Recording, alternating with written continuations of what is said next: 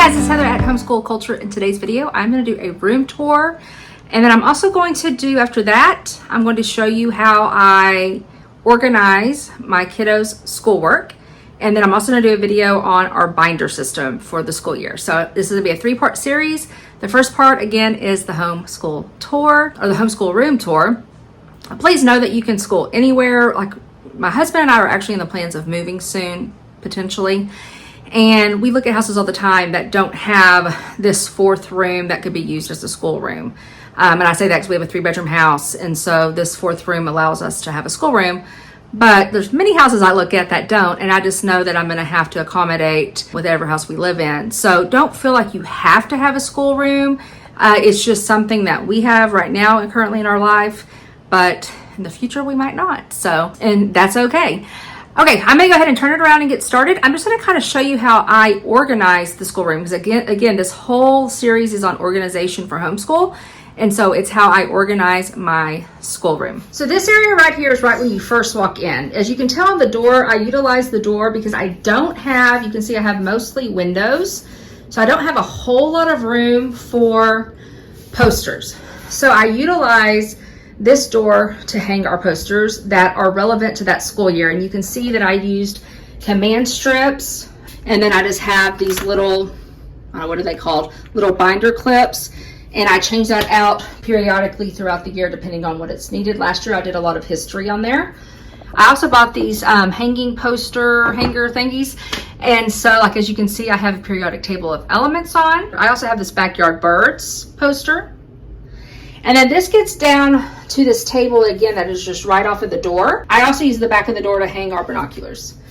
But right off the door, I used to use this for my morning basket because this is a lot of the things my kids use for morning basket to keep their hands busy. I don't know if you've seen these before, these plus plus toys.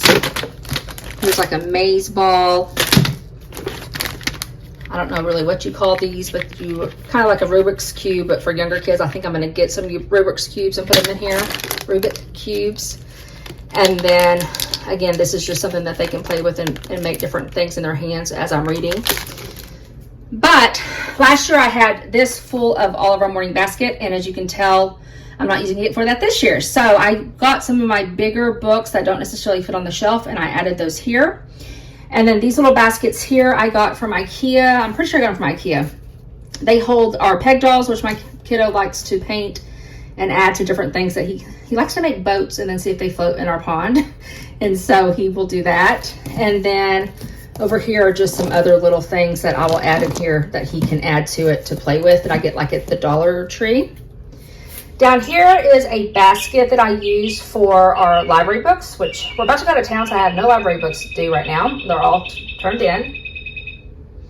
And this container, I actually had out on the table, but I'm about to fill this container with stuff to go on a trip because we're about to take a like 10 to 11 day road trip to Colorado. This basket right here is just full of things that whenever they're like, I'm bored. Okay, well, go look in the basket and find something to paint, or, you know, go play with the glow sticks, things like that. And then this little corner right here, his desk is here, which I'll talk about in a second. But this area right here is where we have our whiteboard. Again, it's not I wish we had a bigger whiteboard, but it works for us. And then this is our timeline. So starting at the bottom is creation and going all the way up to current time. And I did it that way because whenever I first put it up, we were in current time. And so I kind of wish I would have flip-flopped it, but it works. And my kiddo is always on the floor looking at different stuff. So it is utilized. All right, this is our leaning bookshelf. As you can tell over the years, it's just, anyways, it works. So I keep it. Okay, first off, let's talk about this. I use this. So if I'm sitting here and I'm like doing something on the board with him, I can sit there and get a little workout, if you want to call it that. And again, I don't do it for like long periods of time usually with him, but I can a little bit. So this bottom shelf is all of our English and math manipulatives.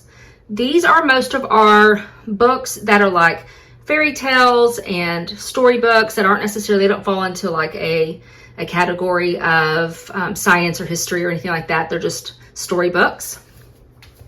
These are all of our easy reader books.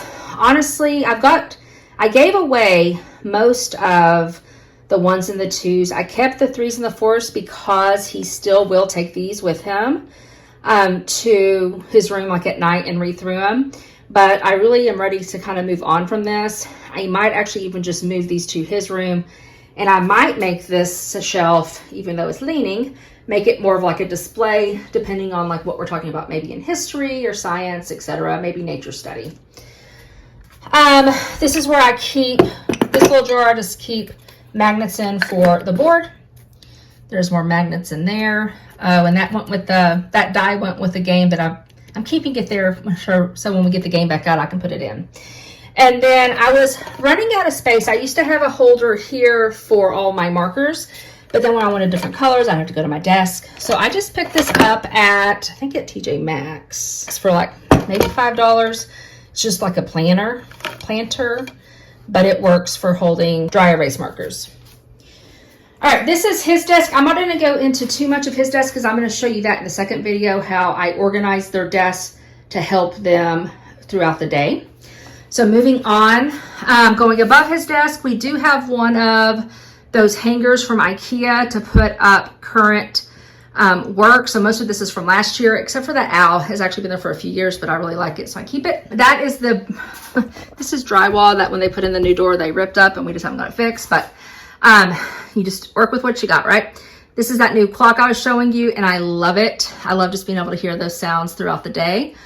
Up top is a basket that I have full of different, there's like a catapult we can make for from like Da Vinci. There's just different building things that we can build, etc. for our school year. I keep up there.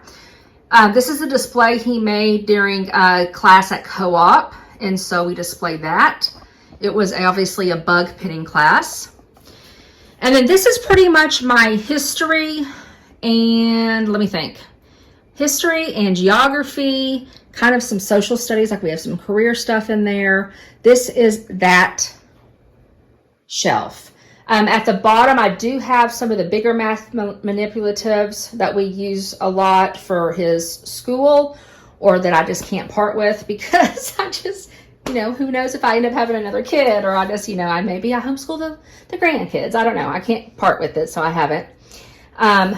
This is a picture that we actually got from our local museum that I'm thinking I'm going to put here, but I haven't done it yet. And then this is just a container full of different DVDs. They love Liberty Kids. And then there's some, they're kind of when they were younger, but again, I just don't want to get rid of some of these things. And so, and he'll still use it. And then the math drills, it's addition, subtraction, and multiplication, division. So since he's still doing multiplication, division, I keep that around. This is mostly geography. I went ahead and moved all of his, these are going to be for, I don't know, maybe the second or third term, but I didn't have a place to put them. So I went ahead and just put these here. He gets intrigued about it, excited about it. So it's just something for him to look forward to. It's right by his desk. These books right here, I had room, and these are actually my daughter's for this school year. So they're close to her cart, which again, I'll show you in the next video, for me to change out as we go along. So I keep those there. And then we just have some different geography encyclopedias. I do have like these career books. And then I try to break it up into like, these are a bunch of pirate information. And then on this next one, these are all of our books for all of history that we go through, that we read through. And I actually have a bunch of Greece and Roman history in my daughter's room because she's looking through them right now. But I pretty much start with Egypt, and then I go all the way into the Americas, etc. And then some of this goes into like the presidents and elections and things like that. Up here, if I have books like this, I try to keep them together. And so these are If You Lived books. And then again, just some more that are shorter, and I try to keep them in timeline from like ancient times all the way into current events. So the famous Americans, and so these are, it's just a collection of books. Here's some more of the landmark books, Who Was, and then here's all of our Total Twin books. All right, this holds our fan decks and then different models and things like that that we keep. There is like the the rapids for the states and capitals, just some history things that we go through whenever we're going through certain time periods. And then behind that picture is our Mystery of History set, which the second one is in the desk since we're going over that this year. All right, moving along. So, and then I just collect things that I like. So like I bought this in Colorado, I think last summer, just to kind of decorate with. I've always loved that print. I'm pretty sure it's a Hobby Lobby buy. I got that last year. We love hummingbirds. That's one of the things that I love as well. We have a hummingbird feeder out that window, a bird feeder there, and then a bird feeder here. So just little things like that that we like to be able to have whenever we're, you know, sitting here and see the birds. Over here are some scriptures that we like. For my heart leaps for joy, and with the song I praise him, and then with God nothing shall be impossible. This is my desk, and it's nothing special. It's just my desk that, you know, I try to keep as clean as possible, and this will probably be the cleanest you will ever see it. Okay, the fan in our room this fan does not work, and so I'm always having a fan on because, again, we're in Texas and it's hot. All right, this one is harder to get to, but we rarely just go and pull from this necessarily. Like, it's usually stuff that I'll pull and I'll keep to the side. And so these are all of our novels for different years that we use. Obviously, I put like pictures, and my daughter did this Lego set. You know, little knickknacks that we've gotten along the way in our travels that, like, this is from Loris Ingalls Mansfield Home. We did that one year. And so I have novels here, then it goes into art, into Bible things, poetry, some more novels, some teacher books back there.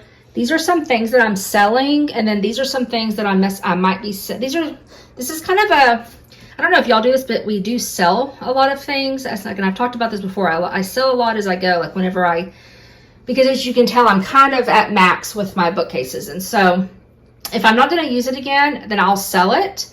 And so this is what that shelf is for. And then this shelf on the bottom is things that we're going to use right now, future, and some things that we have for sale as well of curriculum. So pretty much this is our curriculum shelf on bottom that we just haven't done yet. And then this is a really cool lamp that, off the subject, but I'm going to try to clean up, that we found in our barn from like maybe the 60s, 70s or 60s. So that was fun. Okay, my kids' PE is running. They are on the treadmill running. I'm on the treadmill every day right now, working on an incline so I can get ready for hiking. And as much as I hate this treadmill in here because I would love to have something else, it serves a purpose, so it stays. The next section, which is probably my favorite, is our science and nature study area. And so when I talked about maybe making this taking this out and making it a staging area, it would be for whatever specific nature study we were talking about at that time.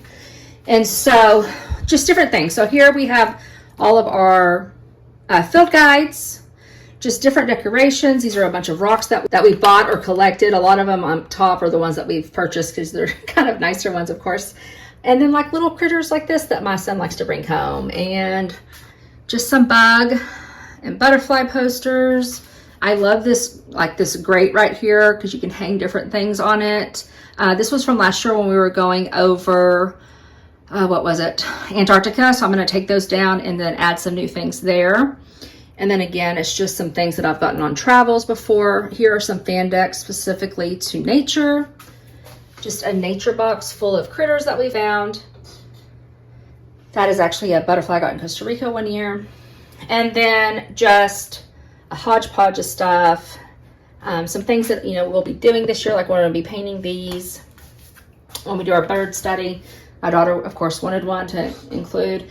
And then these are all of our nature books divided up either by like series, or like this is trees and plants, and you get into bugs, biomes, and then like different ecosystems, things like that.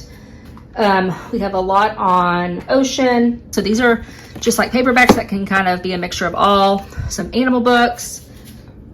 And then down there, which is one of our favorite shelves, is our Professor Noggin and our brain boxes, Guess and 10, so trivia type games. Over here is all of our like outer space, and then going into rocks and minerals, like things like force and how things work, things like that. And then down here we have a bunch of dinosaur, and then like science encyclopedias. And what is that? This is all inventions, human body stuff. And so again, that is all of our nature and science. And again, I love being able to kind of set that up and make it look pleasing to the eye, or at least I think it does. Okay, next thing is I'm gonna move this out of the way because I'm gonna discuss that next video. So the next thing is the hodgepodge of this corner. I bought this for like $100 online, and it has all of our games. And so I had a bajillion games. They always took up space on shelves, and I was like, that's it. I'm gonna get something to just close it up. We know what we have. We'll pull it when we want it. And so that is what we've done. It's kind of messed up. I had it a little bit more organized, but again, it does get used, and so it kind of does get messed up sometimes. Down below is some things like science kits or microscope. That is kind of just odds and ends that we don't necessarily use all the time. And so I went ahead and put all of that in there. We have in this corner 2 boxes of puzzles. And then this gets into part of our art supplies. I have another video that I've done of this nook in my living room that has all of our rest of our art supplies, but this has some of them, more like markers and, you know, crafting things for the kids to play with, drawing books, coloring books, just different supplies here, whether it be spiral notebooks or construction paper. I keep some of the stuff that I use for filming and things like that over here. I need to move this. I just don't know where to put it yet. So that's, you know, it is what it is. And then these are things in the back that I kind of don't really mess with very often. So it just kind of hides back there. This is still a hot mess, but it is what it is. And then on top, I had this really cute design on top, but since I have been doing selling on eBay, which is how I make money for school supplies, etc., it is kind of been taken over, but it's better than on the floor. So I just kind of keep that up there, and I'm happy about that. Okay, the last thing is just this table. It's just a simple folding table. It's, you know, the plastic, it's like a camping table. We're actually taking it camping. But I utilize this table so much, I almost took it out, and I was like, well, I'll just take it out or whatever for the video. And I was like, you know what? I'm not, because I utilize this so much. It's normally covered with curriculum that I'm going through, or it's covered with game parts, or it's covered with a puzzle or art supplies that, you know, my kids are working on, whatever. And so it is something that is actually utilized a lot. And it's just, I'm thankful that I have it. But yeah, that is my homeschool room, or I should say our homeschool room, because there's 3 of us that do this together. Okay, I'm gonna wrap this up, and I'm gonna start on my next videos. Again, I'm gonna show you how I keep everything organized for my kiddos for homeschool, and then I'm also gonna go over the binder system that I use. So it's gonna be a 3-part series. All right, guys, I will talk to you soon. I hope you have a super blessed day. Bye-bye.